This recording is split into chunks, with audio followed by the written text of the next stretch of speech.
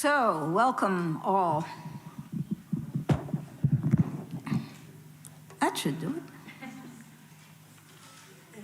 Welcome to the Unitarian Universalist Congregation of Columbia.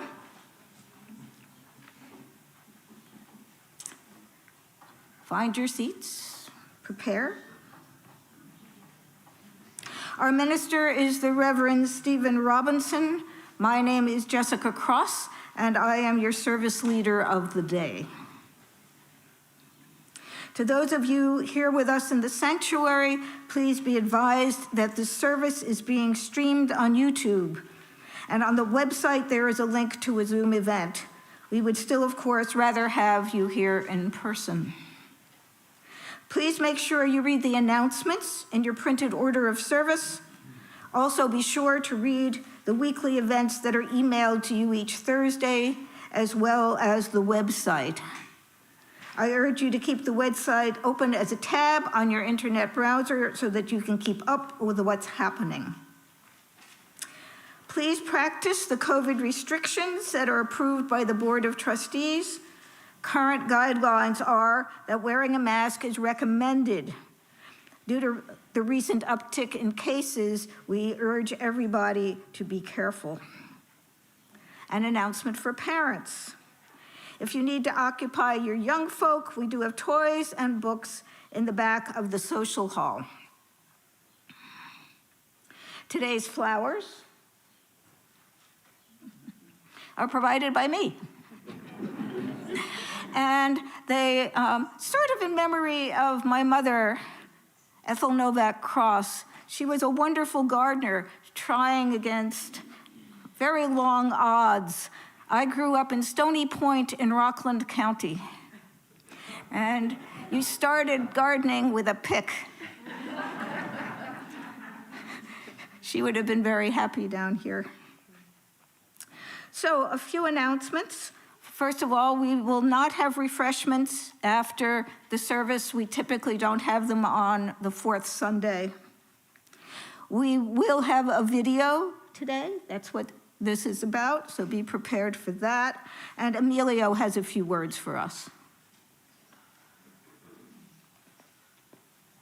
Thanks, Jessica. So I just want to make a few clarifications about the mask, because I think we're all tired of should we wear it, should we not wear it, right? So we kind of updated the guidelines, but basically what I want you to do is this like a Jurassic Park QR code with the dinosaur on it, right? If you get your camera, try to take a picture, it'll take you to the website, and basically just tells you what, you have to put the state and the county, so you can use it for here, but also if you travel, but basically tells you what's the level of transmission in the community, right? So we want you to be aware that if there's a high transmission, it's probably recommended you wear a mask. Like right now, I just checked and it's low. So if you're not at risk or you don't have other reasons to wear a mask, you're fine not wearing a mask, so it's kind of your personal choice. So I'm wearing a mask because, unfortunately, I see patients with COVID all the time, so I may be exposed. And also, I cannot afford to be off work because I had to work sick with COVID, and that's not fun because there's not enough doctors to do what I'm doing.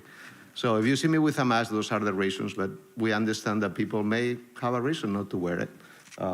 So if you have any questions, you can ask me, but if you scan that thing, it'll tell you the level of transmission around us, and you can make your decision based on that. Also, some people ask me about this thing about if you know 2 people that have COVID in the last 2 weeks, means that maybe there's a lot of COVID going around. That's not from Dr. Fauci, that's not from the CDC. I made that up, okay? But that just gives you a rough guideline. Okay, so if you know 2 people with COVID in the last week, well, maybe there's more than you think going around. So, but anyway, I just wanted to clarify that, and you can always catch me and ask me more questions. Thanks. Thank you. Now we all know something. Our prelude.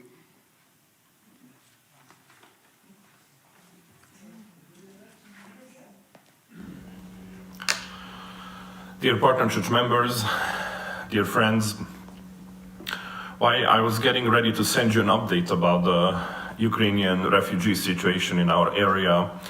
Suddenly the earthquake hit eastern Turkey and northern Syria, causing an unimaginable tragedy for people living there. Immediately we started to organize a humanitarian collection, and we were planning to drive there with a rescue convoy to help digging out people under the ruins. Even the two male family members from the Ukrainian refugees we host in our school building were working side by side with our team and offered their participation in this convoy. Imagine this, being a refugee, having your home and city destroyed by a cruel war, and offering your help to rescue other people in need. This is what I can call a good Samaritan, understanding who is truly our neighbor. We ended up not going due to uncertain situation in the area, but at least we managed to send a truck of humanitarian aid. What is the situation of the refugees close to a year after this meaningless war had started? At the Unitarian headquarters in Cluj, we took care close to 50 people, families from south and southeast of Ukraine. Some of them, mainly the women and the children from Odessa, returned home. It looks like Odessa will not be destroyed after all. Who can tell this? But we couldn't stop them to go home. Others managed to get visas to Canada. They went to Germany, starting a completely new life, but still living with the fear that husbands, or as we call it them, head of the families, still fighting at home, and they might not be able to reunite with their family. Others are still here, about a dozen, and we have tried to find a place to work for them. Children are gathered in a classroom learning Ukrainian. It is the most we can do for them. About every month, from donations, we drive to Odessa and to the Transcarpathia region of Ukraine, which is only a few hundred miles from our town, and we deliver medications, food, and lately generators and power banks. Just before Christmas, I took such a transport to a sister school in Beregovo, near the Hungarian and the Romanian border, and it was heartbreaking to see that even though this is not a place where bombs are exploding or people die due to the war, they have electric power only 2 hours a day. There is a shortage of food and supplies, medications. The town is mainly populated by women, children, and elderly people because men are fighting the war. The scariest thing for me, it was facing the digital approach of a war situation. When the sirens started to send people in town to the underground shelters, young children, many of them kids of my students' age, started to check on their cell phones application the locations countrywide where bombs are exploding. And they all started to pray that their father should remain alive. Very hard to imagine living like this for months and months without a clear sense of ending this meaningless war. Dear friends, we would like to thank you for your immediate and kind help you offered us last summer, when as a church community, you collected over $4,000 in a few days. Jean and Craig, thank you for coordinating this. It helped us to feed the families while the school cafeteria was off for summer, and we managed to organize a short summer camp for the refugee children. Thank you from our heart for this. You also truly understand what does it mean to be a caring neighbor, even from many thousand miles.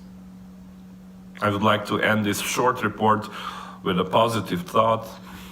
The Partner Church Committee is planning to organize a visit for a young member from our Beszterce partner, from your Beszterce Partner Church, and to myself.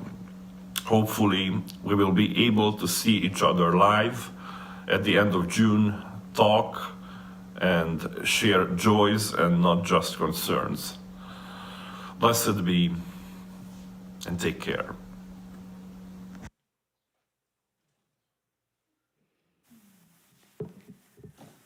This morning, before our prelude, I invite you to join me in a sung response as we hold those words in our awareness and the people of Ukraine, Turkey, Syria, and our friends in Transylvania in our hearts. I invite you with me to call love, grace, and hope into this space with us today.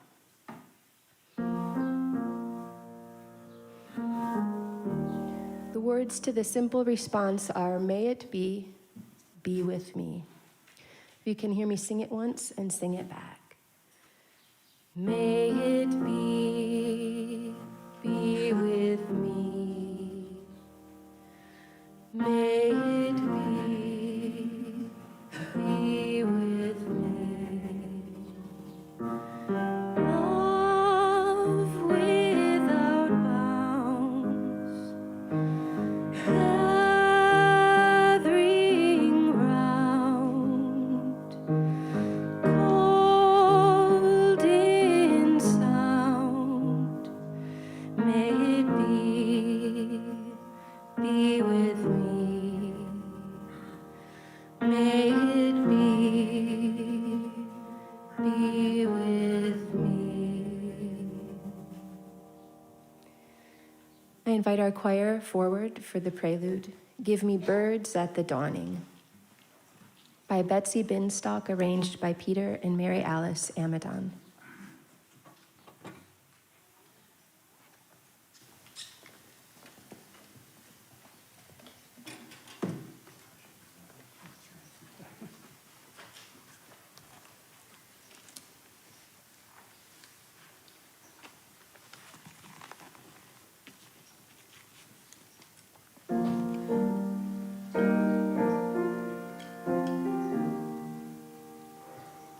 Give me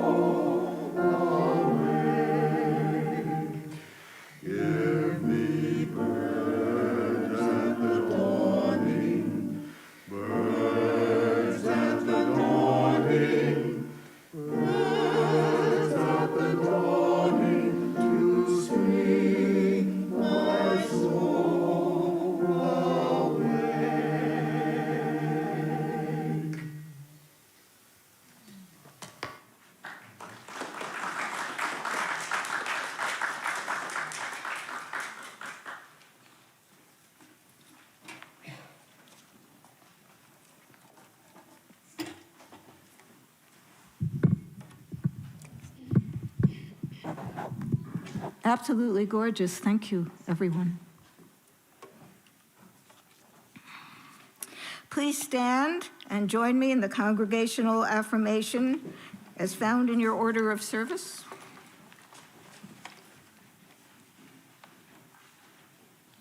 Love is the doctrine of this congregation.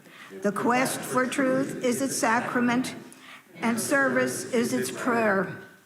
To dwell together in peace, to seek knowledge and freedom, to serve others in community. Thus do we covenant with one another. Please be seated.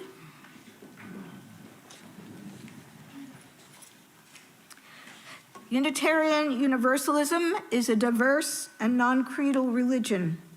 We are a covenantal religion, which means that we don't have to believe the same in order to treat each other with respect, equity, compassion, and dignity. Our community is based on deeds, not creeds. As Unitarian Universalists, we side with love, embracing all people, regardless of age, color, race, socioeconomic status, physical ability, or religious background. We have been officially designated by the Unitarian Universalist Association as a welcoming congregation that welcomes LGBTQ+ individuals. We especially welcome families and young children, those needing special assistance with caring for or entertaining the children will find someone in the back of the social hall willing to help.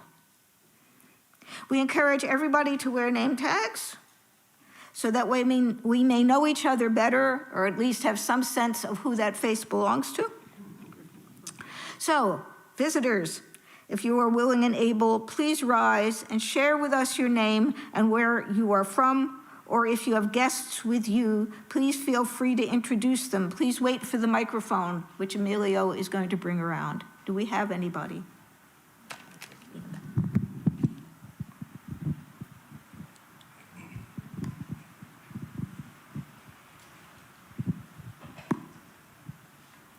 Good morning. My name's Diane Dorick. I live in Blythewood, and I have been meaning to come to your church for a long, long time. It's my birthday tomorrow, and I decided if I don't do it now, when's it going to happen?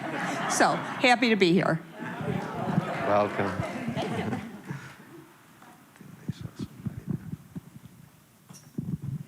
I'm Jennifer Simonsky. This is my daughter, Willow. Want to say hi? Hi.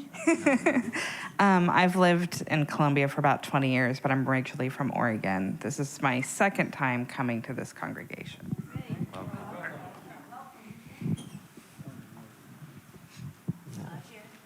Over here? Oh, sorry.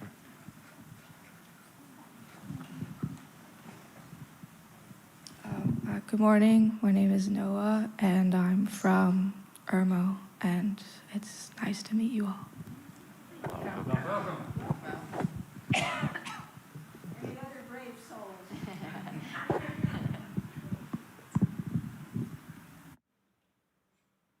Thank you, Amelia. Visitors, please fill out a visitor card and put it in the collection plate. There should be one on the back of the chair in front of you. The information will enable us to send you our newsletter and emails. Be assured no one will come on an uninvited visit. Remembering our masking and distancing preferences, let's take a moment to greet each other. Turn to those around you and offer a pleasant greeting with a handshake or fist bump and a big smile. So let's greet one another. Kevin. Fist bump.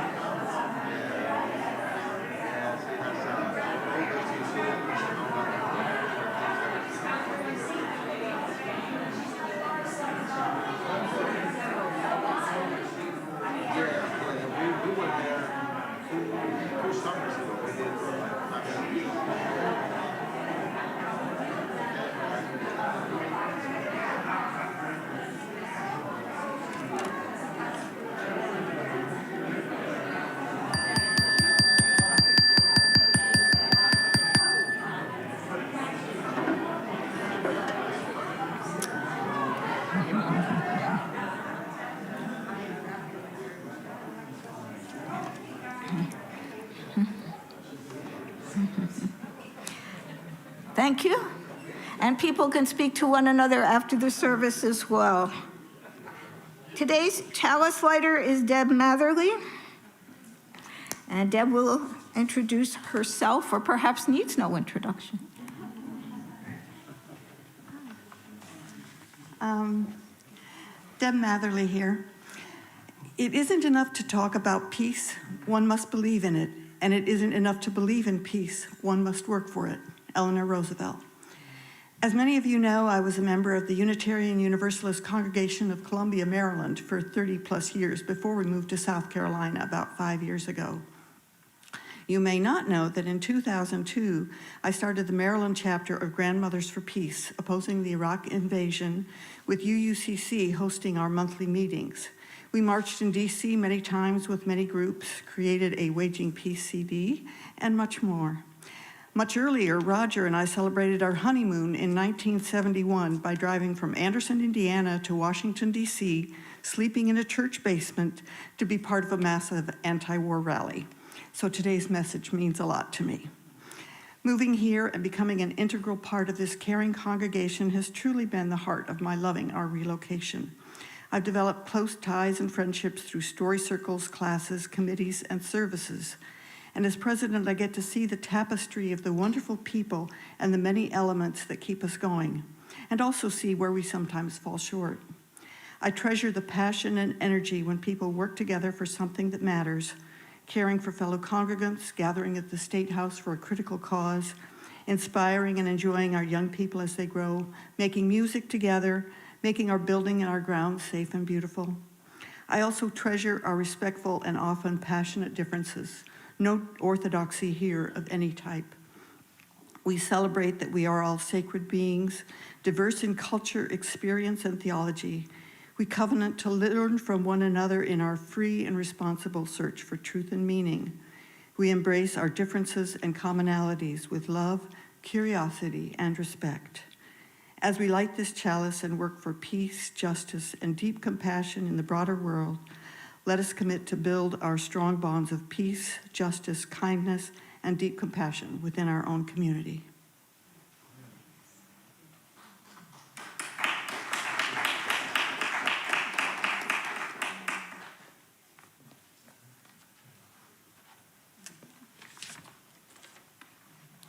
Thank you, Deb. Spirit of light and life, come unto us. This morning I share a piece of special music called Mariupol for the people of Ukraine. It was composed last spring by Mira Warshauer. She's a composer who lives here in Columbia, SC, and also in Wrightsville Beach, North Carolina. With a musical palette ranging from traditional Jewish prayer modes to minimalist textures, and from jazz-influenced rhythms to imaginative orchestrations of the natural world, her music expresses her personal spiritual journey and her love for the earth.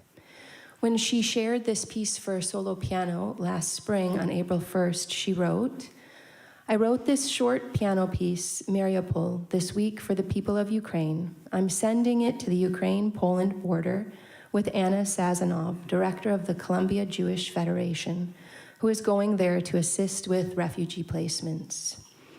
It will also be taken to Krakow, Poland on a similar mission. Blessings to the travelers and prayers and blessings for the Ukrainian people."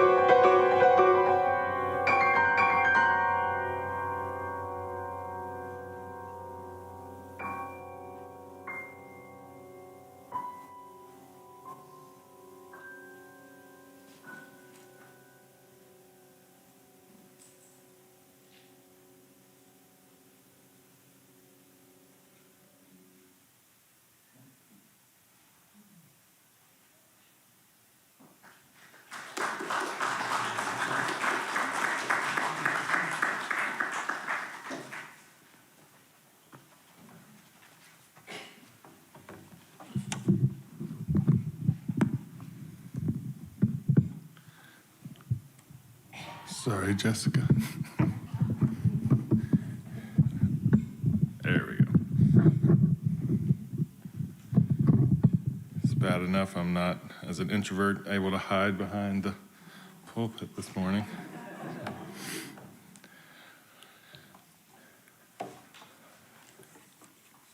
Thanks to David for getting the video from Jolt so that we could hear from our partner church, and for all those that were involved in making that happen. Our opening words this morning come from Taras Shevchenko, his poem Zapovet, which is my testament.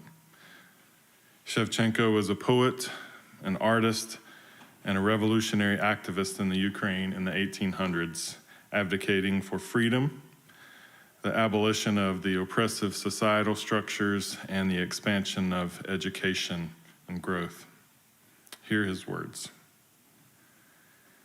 When I die, then make my grave high on an ancient mound in my own beloved Ukraine, in steppe land without bound, whence one may see wide-skirted wheatland, Dnipro's steep cliffed shore. There whence one may hear the blustering river wildly roar. Till from Ukraine to the blue sea it bears in fierce endeavor the blood of foemen, then I'll leave wheatland and hills forever, leave all behind, soar up until before the throne of God I'll make my prayer. For till that hour I shall not know naught of God. Make my grave there and arise, sundering your chains, bless your freedom with the blood of foemen's evil veins. Then in that great family, a family new and free, do not forget, with good intent, speak quietly of me. This time I invite any children that would like to come down for our story of all ages and join me up front. I'd be glad to do that. Any would like to come down?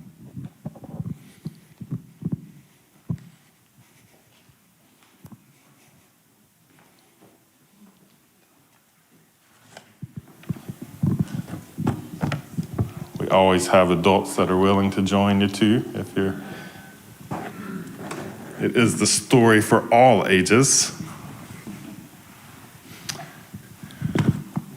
Well, I wanted to talk this morning about, and this is truly a story for all ages this morning. So I wanted to talk about all the things that we've been talking about so far in our service. You've seen a video, you look at the pictures on the front of the program, and we're talking about something you probably heard about, the war in Ukraine and the anniversary of that year. And I think it's really important when things like that are being talked about that we learn how to talk about how they make us feel. So I brought a little book that might be helpful. This is how we start learning how to feel. Can you see that? It says, "How does baby feel?" So this is, for a lot of us in the congregation, this is kind of our starting point, where we are right now. So let's see if we can do it. Baby wants milk and crackers. How does baby feel? Got any idea? Hungry. That's right. See, y'all know this. Baby gets a tummy tickle. How does the baby feel? Happy? All right. Very good. Baby is yawning. How does baby feel? Tired. Good. Awesome. Baby breaks his toy. How does baby feel? Sad. Good job. Baby puts on a funny hat. How does baby feel? Silly. Right. Baby gets lots of kisses. How does baby feel? Loved. Very good. See, that's a great place to start. That's where we all need to learn to start to name what we feel.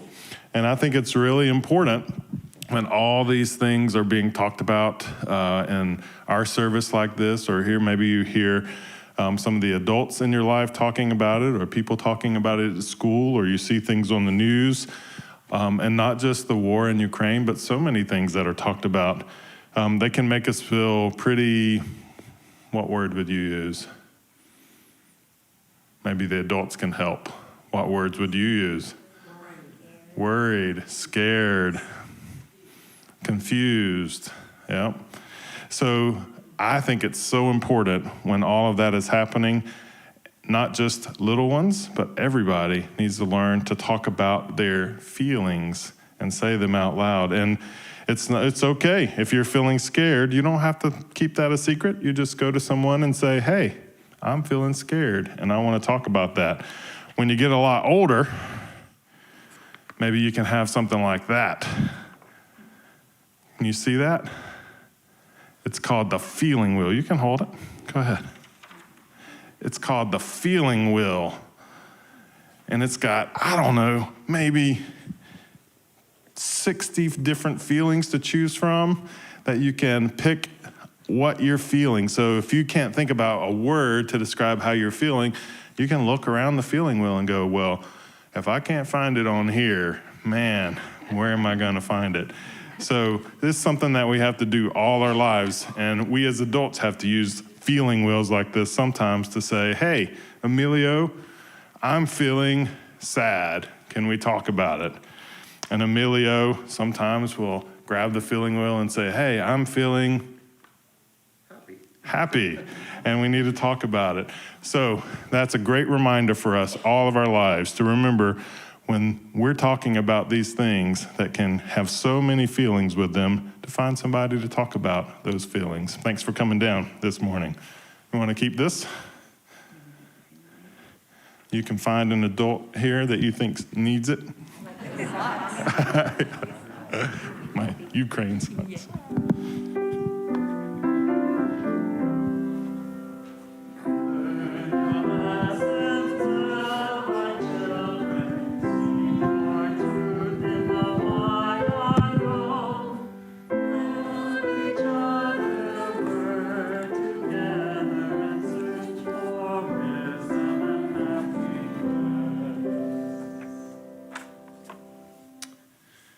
This time we move to a point in our service of lighting candles for community. It's our opportunity to share with each other the joys or concerns that we bring into this space. There are always candles in the foyer that you can grab and come down and light a candle and briefly share that joy or concern. If you've done that this morning, I invite you to come, share briefly, and light your candle.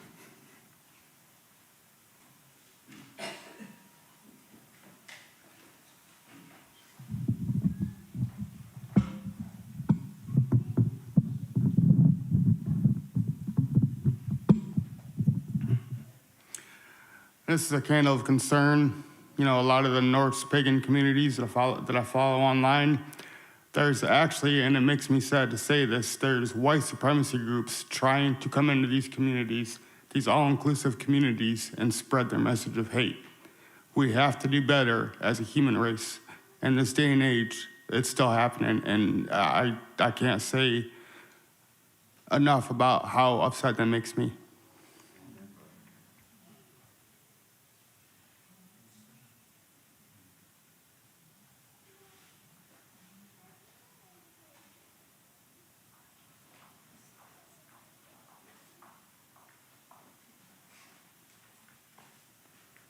Hello, it's me, Elle. I have a candle of concern. I was gardening at Miss Jessica Cross's this week. She had me laying down newspapers, and I found one that caught my eye from July 12th, 2022. Train derails in Columbia, causing injuries, fuel spill. And it was a Norfolk Southern train. And Norfolk Southern was the investigator on that incident. And that doesn't sound like we're going to have very much accountability ever unless we hold these corporations accountable. And I just want to finish up with a quote by Warren Buffett. There's class warfare, all right, but it's my class, the rich class, that's making war, and we're winning. People are dying at their jobs every day.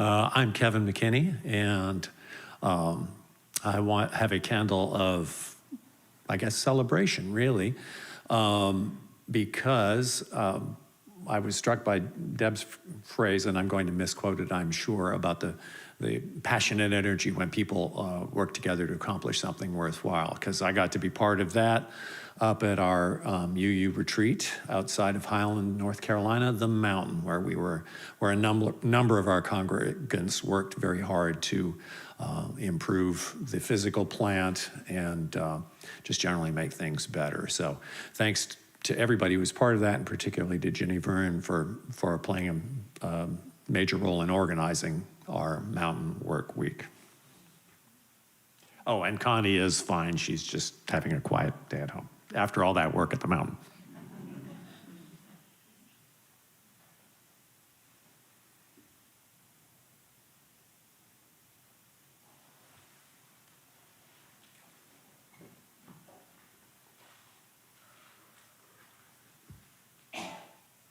The last candle that we light, always for joys, concerns that are silently shared.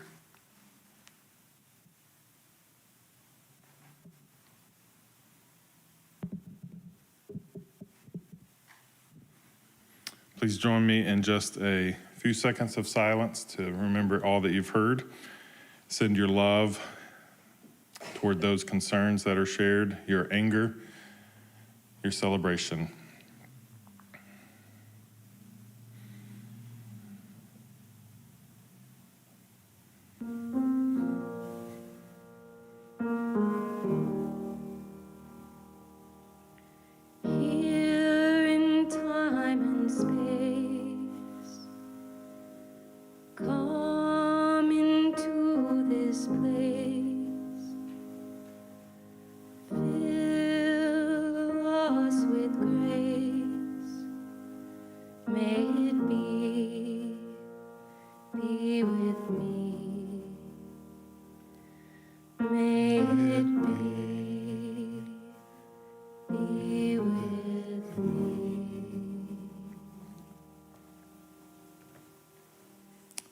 Thank you. As we prepare for our offering this morning, reminder, this is our last Sunday in February, and so we celebrate that work that we've done this month in supporting the Appleseed Justice Center, and you can still give either today or online doing so. This time I invite our ushers to come forward and receive our offering. Oh, sorry. Man, my bad. Sue, come before we invite the ushers up. Sorry about that. No problem. Good morning. It's so uplifting to be with all of you. I so appreciate it. I hate doing this to you, but can you hear me okay? All right, then we're good. We're good. Oh, thank you. South Carolina Appleseed Legal Justice Center, we work with and for low-income South Carolinians to fight for legal, economic, and social justice. It's a tough goal, but it's something that I know we all strive for South Carolina. We work on issues that go from getting health care for folks, making sure people in our state do not go hungry, that there's economic and environmental justice, criminal justice, housing justice. I'm sure you hear my theme here. It is a lot of work, but what I tell you is that I can't imagine working with or on behalf of a better community that we get to serve all over the state. And I really appreciate everything that this congregation does, not just for supporting us, but for all that you do, because it is your voices that help lift the concerns of our state and help to make change. I did want to do a little PSA today about a hearing that's taking place on Wednesday at 9 a.m. at the South Carolina Senate in room 105. I personally and my organization has been working to try to attain economic justice in the lending world, for the last 30 years.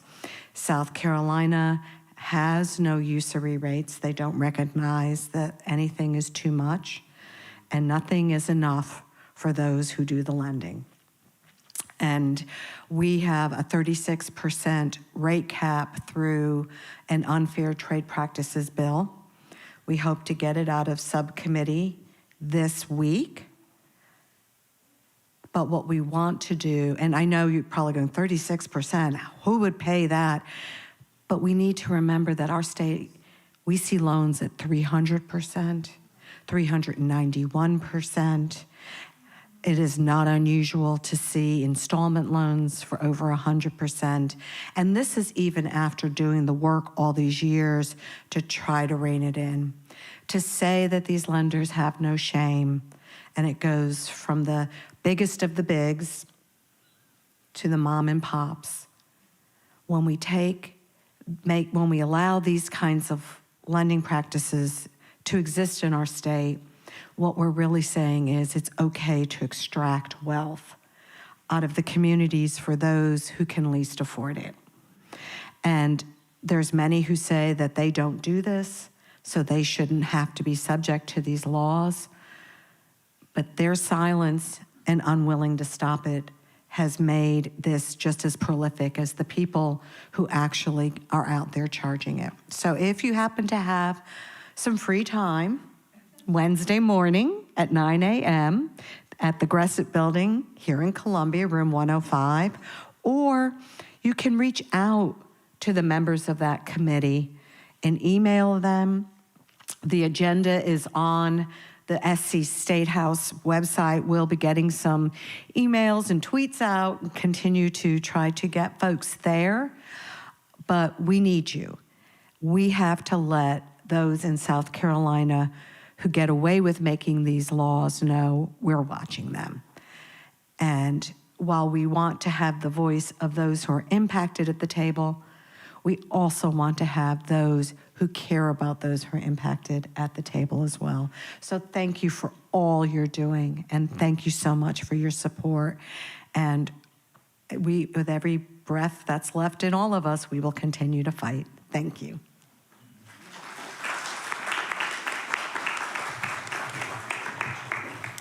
Thank you, Sue. You've just become too familiar of a face sitting there. I didn't totally skip mine. This time, I do invite our ushers now to come receive our offering. Our offertory music is Hurrian Hymn number 6, the oldest surviving, substantially complete work of notated music from 1400 BC. It's from a collection of music inscribed on clay tablets excavated from the ancient city of Ugarit in northern Syria. And this arrangement is for piano by Malik Jandali, a Syrian composer who now lives in the US. He founded Pianos for Peace, a nonprofit organization dedicated to building peace through music and education, and is a recipient of the Global Music Humanitarian Award for his contribution to peace and justice for Syrian children.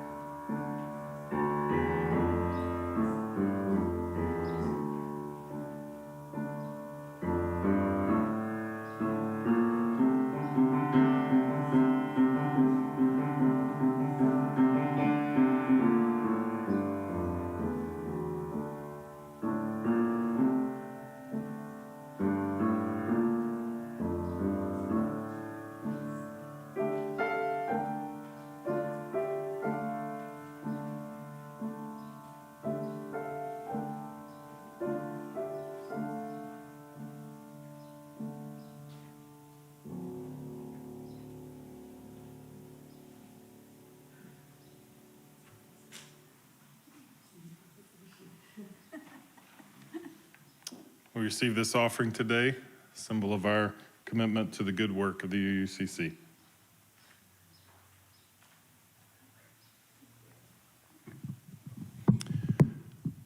On the calendar this week, the Christian calendar, Wednesday marked the beginning of Lent, the Lenten season. And you may have noticed, if you were out and about on Wednesday, members of our Christian community marked with an ash on their forehead for Ash Wednesday. It is definitely one of the rituals from my Christian heritage growing up that I still appreciate, a good reminder of your mortality on any given day. I'm also aware that in the Ukraine, they did not need a ritual this week to be reminded of their mortality. They did not need ashes on their forehead, seeing as how their cities have been reduced to ashes. Friday marked the one-year anniversary of the invasion of Ukraine and the ongoing war in the early hours of February 24th in 2022. Vladimir Putin made a special announcement about what he called a military operation to demilitarize and disarm the Ukraine. The brutality of Russia's invasion has forced hundreds of thousands of civilians to flee the country, as we heard from Jolt and the work of partnering countries and communities around the Ukraine that are helping so much. The United Nations Refugee Agency said that 100,000 people left their homes in the first 24 hours of the military assault. We have watched and we've seen images of the early effects of this invasion with the Irpin Bridge evacuation, where so many civilians were killed, as well as the bombing of the maternity hospital in Mariupol. Over 8,000 deaths of civilians, over 13,000 severe injuries, more than 100,000 deaths of soldiers on either side, Russia possibly reaching 200,000. The lives of people scarred forever. For what? For this invasion. At this point, they put the number of 18 million people that are in need of the humanitarian assistance. War is a reminder of our mortality. And I'm aware that this week, the people of Ukraine did not need a religious ritual to be reminded of their mortality. They did not need ashes on their forehead, for their cities have been reduced to ashes.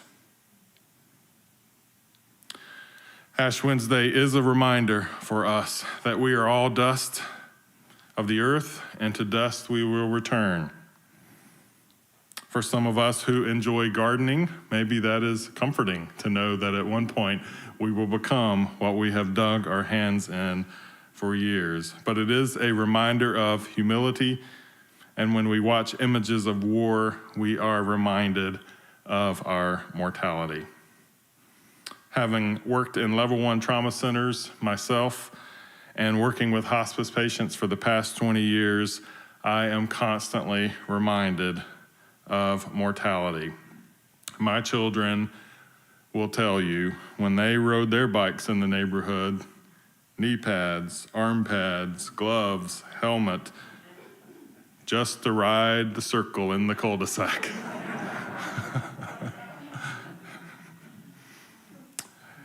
And they still have to. And I'm not even going to talk about driving cars. But I have been reminded over and over again of our humanity, our mortality, and the fragility of life, while at the same time understanding the strength of life as well. And what that work has done has solidified my foundation as an existentialist. knowing that the awareness of our death, our mortality, is transformational for us, brings new perspective, provides the true experience of being and being alive. It awakens us to meaningful, intentional living. A good example of this is from a few weeks ago, and I don't see Mike here. Must be a Gamecock basketball game a little later in the afternoon. But go back and watch Mike Sullivan's sermon that he gave on lessons from about dying from the great UU minister Forrest Church. And understand that this sense of mortality, this awareness of death that we are constantly brought face to face with, can awaken us to meaningful and intentional lives. I had a hospice patient that I visited once, and when I first started visiting, he and his wife, he had just received this diagnosis with cancer and decided not to do the treatment, and so came on hospice services and never gave up his history as a research professional. And so every time I would show up at his house, he was sitting at his computer researching and looking at the next thing, what might be out there, the newest treatment. He was constantly engaged. His wife said he never leaves that desk, never leaves that chair. He's constantly engaged. And so I said, hey, would you like to take some time to talk? And he's like, sure. And so he pulled a chair up next to the computer, and I watched him research. That was my talk with him. And week in, week out, every time that I showed up, he was engaged in the computer. And his wife said, he never leaves. He never walks away from it. He's obsessed with it. And that's how he spent his energy. His meaningful life was awakened for him. Until one day I knocked on the door and walked in the house, and I looked at the computer where he always sat, and it was empty. And of course, my thought was, he's died. And his wife looked at me and said, he's not dead. He's on the back porch. And I walked on the back porch, and he was sitting in a rocking chair on the back porch with a glass of scotch, with his feet up, watching the birds and the trees in the backyard. And he said, come, Stephen, have a glass of scotch with me. I'm not going to confess whether I did that or not for you, but it was 20 years old, so you can't resist that. And so I sat there with him, and we didn't even talk. We just watched the back scene unfolding in the backyard and drinking scotch. He was drinking scotch. And I said, what has happened? And he said, I finally got my answer. He's like, cancer needs a host. Can't live without a host. It's a fragile thing. I'm the host. I'm going to die soon. It dies with me. And he just started laughing. It needs a host, and I'm not going to let it be much longer. And he said for him, reaching that point of instead of fighting against it and embracing it, he's like, I actually started hearing birds singing again. I actually started smelling flowers. I actually reintroduced myself to my wife and my children and my grandchildren. And that sense of awakeness brought a new sense of meaning and purpose into his life. That effacing of our own death can awaken so many things in us. Sometimes it awakens our fire for justice and fuels that fire. If you look on the front of our program, the article that was there, that was released this week, entitled Photos from the Ukraine from the Cutting Room Floor, which basically are images. I thought about using those images today in our service, and some of them are pretty hard to look at, and so we chose this method. Cindy did a great job of putting a few of the pictures there with a link to the article where you can read. These images and images of war have constantly fueled fire for justice. It's not enough for us to just see this and experience and say that we're awake and we want to have meaning and intentional lives as Deb named during the chalice lighting, we also have to hear a call to action to say something has to be done about what is happening. With this invasion being a year old, it would be easy for us to become numb to the images and the stories and the news. The poet that we used, Shevchenko, in the beginning of our service, was exiled in St. Petersburg, and realizing that he was probably never going to leave St. Petersburg alive, his art and his poetry became even more alive. And even though he was typically a quiet advocate for justice, he became a loud advocate for justice during his time of exile. These images of death around us constantly, not just from the war in Ukraine, but the images of violence from systemic racism and gun violence and oppression in so many forms, yes, they should awaken our love, but they should also fuel our fires of advocacy and justice. We cannot afford to become numb or turn a blind eye or move to our ambivalence. I hear the words of Nelson Mandela in his poem, Closing Words, where he writes, "I have walked that long road to freedom. I have tried not to falter. I've made missteps along the way. But I have discovered the secret that after climbing a great hill, one only finds that there are many more hills to climb. I have taken a moment here to rest, to still a view of the glorious vista that surrounds me, to look back on the distance I have come. But I can only rest for a moment. For with freedom comes responsibilities, and I dare not linger, for my long walk is not yet ended." Insert the words of our hymn that we sing often and emphasize at this point. We are a gentle, angry people. Sometimes when we are faced with these images, it should awaken us and fuel our fires for justice. But it does open us up to love. Rollo May, who is an existential psychotherapist and a great theorist and great writer, shared a story of walking into at nighttime to check on his twin daughters. They were getting ready for bed, and he opened the door and looked at them, and he saw them both sleeping there. And at that moment, for some reason, he is an existentialist, but in that moment, he imagined them no longer alive, lying there. And they were so still and so peaceful, he was overcome with grief just thinking about this is something that is going to happen to them one day. And as Rollo May described it, the floor of his room of love opened up to deeper levels in that moment. That is what awareness of our mortality can do when we really come face to face with that we are finite creatures. And we look at the people that we love. Hopefully, when we look at the mirror and see a person that we love, it opens up the floor of what we thought was our full container of love into a pool of abundance of love.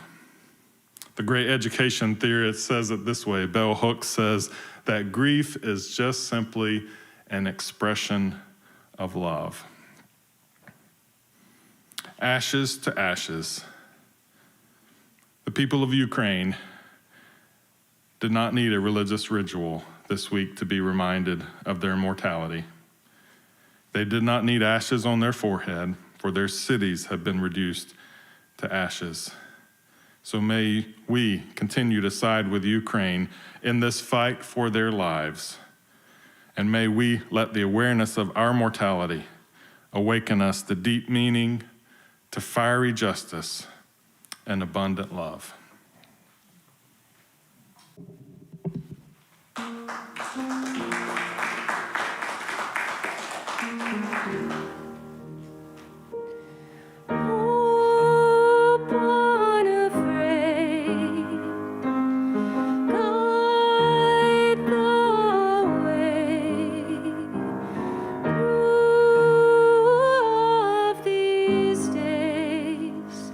May it be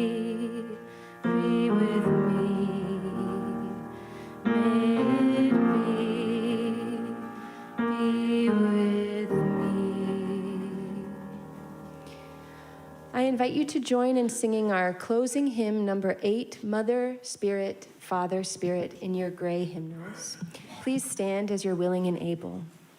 This morning, as we reflect on these ideas and carry these feelings, recognizing our own mortality and holding with compassion, in awareness of all those suffering and dying in war, we join together in singing this hymn.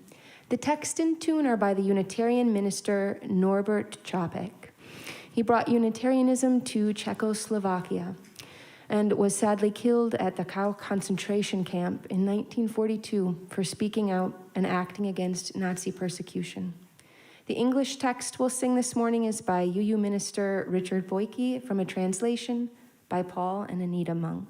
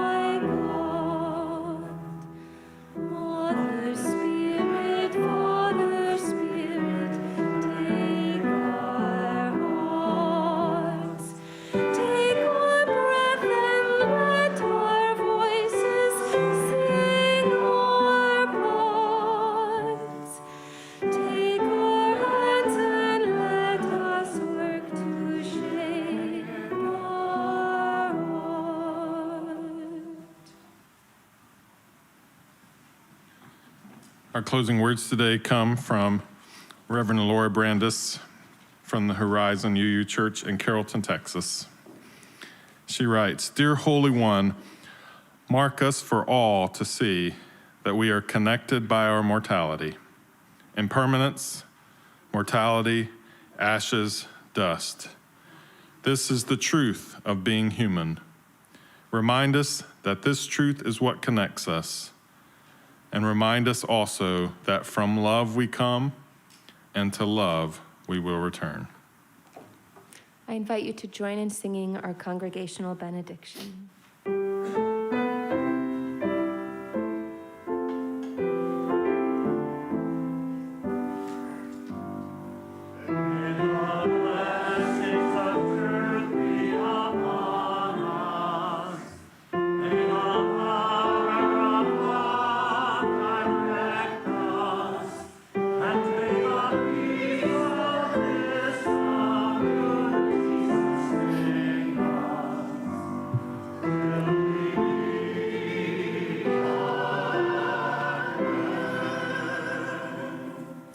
Thank you all for being a part of this service today. And especially want to welcome again Diane and Jennifer and Willow and Noah to our service today. Thank you for being willing to introduce yourselves, and we hope that you stick around and let us get to know you as well as you get to know us. Enjoy your experience of being with each other this morning, and remember, join us back here at 7 p.m. tonight for our concert. Thank you.